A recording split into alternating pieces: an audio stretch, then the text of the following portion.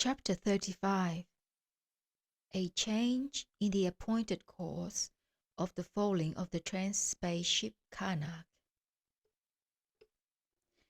At this point of Beelzebub's conversation with his kinsman, he was told that the captain of the ship sought permission to speak with him personally. Soon after Beelzebub had given his consent, the captain entered and with a respectful salute addressed Beelzebub and said,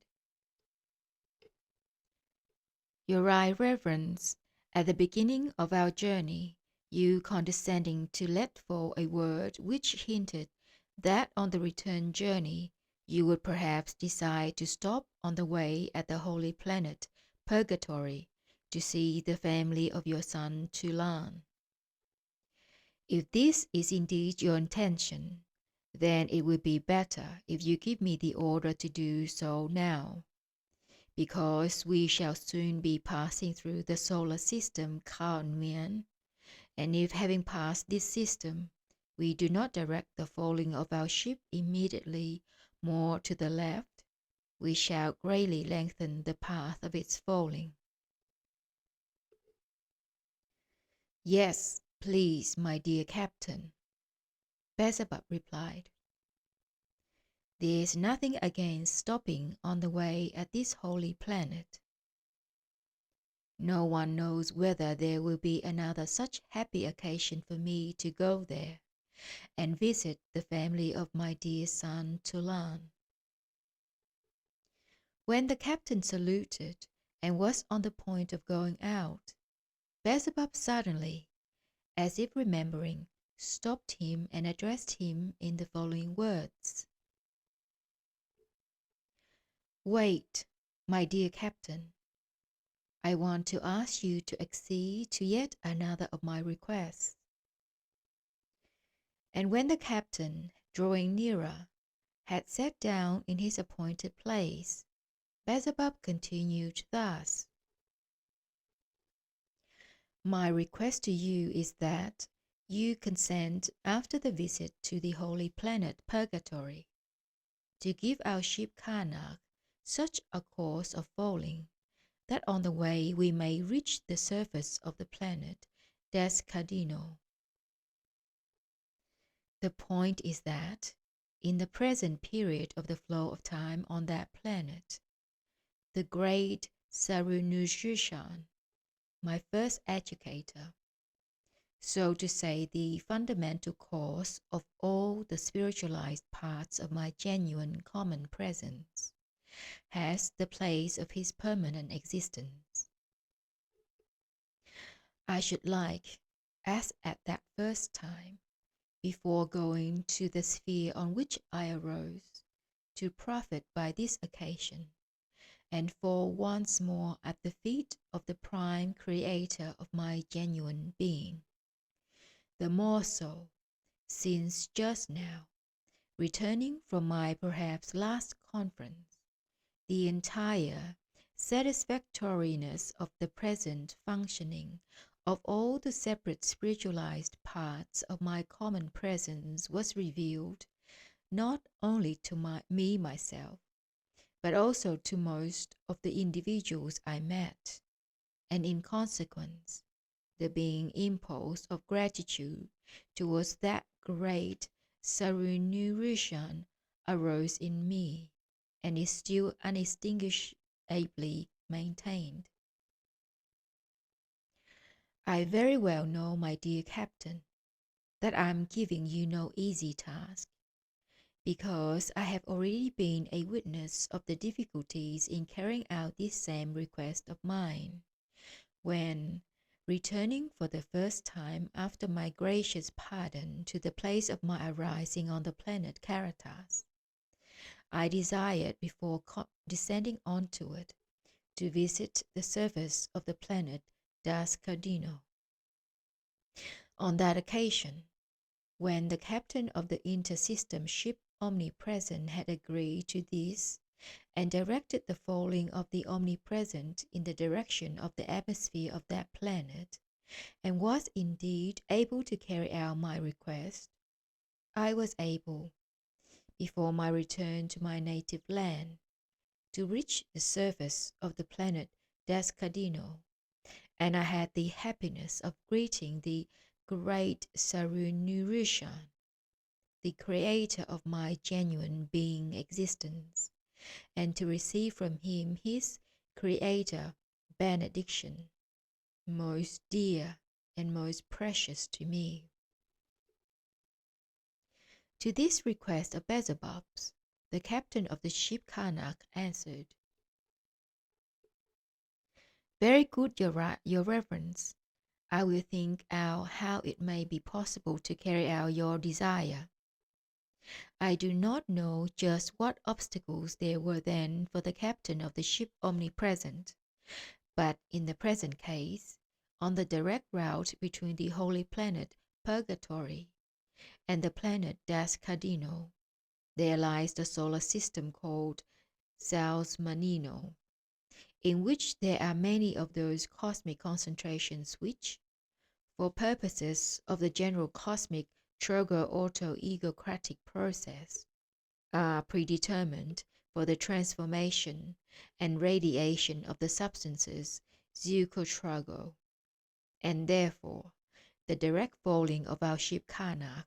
unhindered through this system, will scarcely be possible. In any case, I will try in one way or another to satisfy the desire expressed by your reverence." Having said this, the captain rose and, respectfully saluting Beelzebub, went out. When the captain of the ship had left this place where Beelzebub was sitting with his kinsman, Hassan ran to his grandfather, and again sitting down as usual at his feet, coaxingly asked Beelzebub to continue to relate what had happened to him after his departure from the capital of that large community of the beings of the planet Earth, which was called St. Petersburg. Chapter 36. Just a wee bit more about the Germans. Beelzebub began thus. From St. Petersburg, I first of all went to what are called the Scandinavian countries, and after traveling through these countries, I settled in the chief point of the beings of the contemporary grouping called Germany. Having said this, and having patted the curly head of Hassan, Beelzebub with a good-natured smile, but with an admixture of what is called slyness, continued thus. "Now, my boy, wishing to give you a certain understanding of the peculiar psyche of the three-brained beings of this contemporary European grouping also, I will this time change my practice, namely, of initiating you into various details for elucidating information, but will set you such a problem that from the solving of it you will in the first place exhaustively make clear to yourself the specificness of the psyche of the beings of just this European grouping, and in the second place it will serve as ideal practice for your mentation. This original problem which I have devised for you is that, while actively meditating, you are to deduce those logical data, the totality of which should make clear to you the very essence of the reason why, just among the beings of this contemporary European grouping, in whatever part of what they call their fatherland they happen to be, one innocent custom obtains, according to which, whenever they gather in any place for some feast or other, or simply for what is called a spree,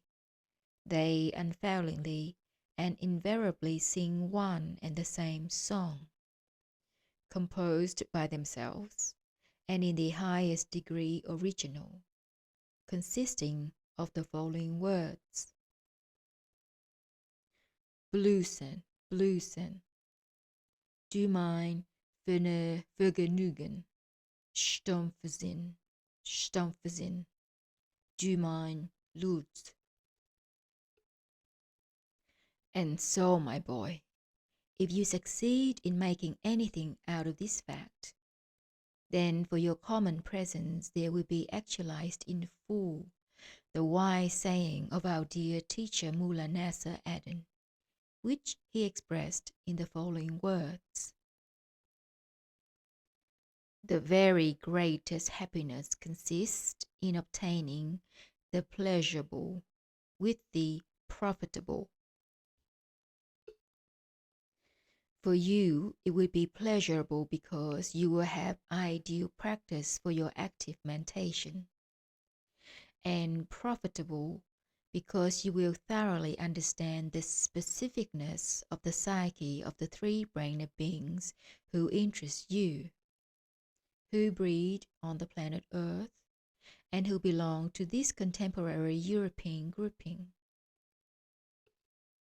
In view of the facts, as I have once already told you, that the beings of this contemporary grouping are the direct substitutes of the ancient Greeks in respect of inventing every possible kind of science, and in view of the fact that your deductions from the problem I have set you might be diametrically opposite to confrontative logical possibilities, I find it necessary to help you a little and to inform you further concerning two facts. The first fact is that certain words of this song have no corresponding words in any other language, in spite of the fact that this planet of yours is called, in respect of the existence there of an innumerable number of languages, a 1,000-tongued hydra. And the second fact is that, when it finally became inherent to the beings of this grouping, just as to the ancient Greeks, to invent every maleficent means for disintegrating what is called logical being mentation, already sufficiently disintegrated without this, they also invented, among other things, for their language, a certain so-called grammatical rule, according to which they always, during any kind of exchange of opinions, even to the present day, place the particle of negation after the affirmative. As, for instance, they always, instead of saying, I do not want this, say, I want this not. Thanks to this grammatical rule of theirs, either listener during an exchange of opinions, first of all receives a suggestion as if it were subject to actualization, and that there must proceed in him a certain being Diardookin, or as they themselves would say, a certain experiencing, and only later, at the end, when speaking according to their grammatical rule, do they pronounce their famous nature, so that each time, as a result, there is accumulated in their common presences that which in totality actualizes, though slowly yet surely, this mentioned specificness in their common psyche. And from this fact, you should be able to elucidate this original problem I have set you.